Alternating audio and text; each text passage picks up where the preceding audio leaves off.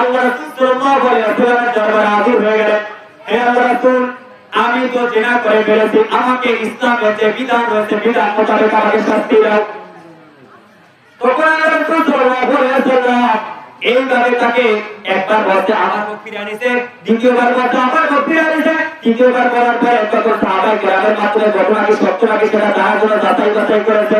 তখন যখন দেখছে না ঘটনা সত্য, ঘটনা সত্য, তখন মায়ের পিতা মালিক রাদিয়াল্লাহু তাআলা আল্লাহ তাআলার কাছে এমন ভাবে তওবা করার মতো তওবা করছে, যেমন এটাকে আপনি মনে করেন আমি একটা অপরাধ করেছি, নিজের অপরাধ সবাই তাই মন করে রাখতে।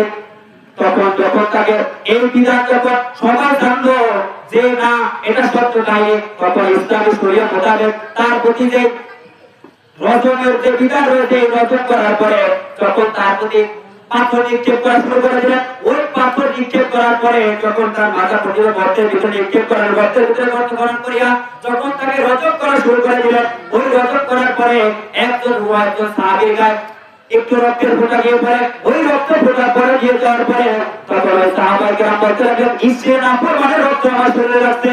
এই শব্দ আল্লাহ রাসূল সাল্লাল্লাহু আলাইহি ওয়াসাল্লামের কানে গিয়ে পড়ল।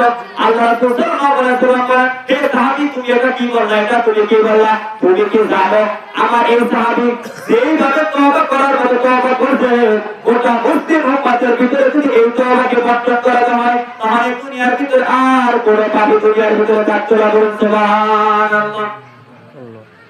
এজন্য গুনাহ করব আল্লাহ তাআলার কাছে তওবা করতে হবে। আল্লাহ তাআলা আমাদের সকলকে, আমি যে বিষয়ে আলোচনা করেছি, আল্লাহ তাআলা আমাকে এবং আমাদের সকলকে আমল করার তৌফিক দান করুন।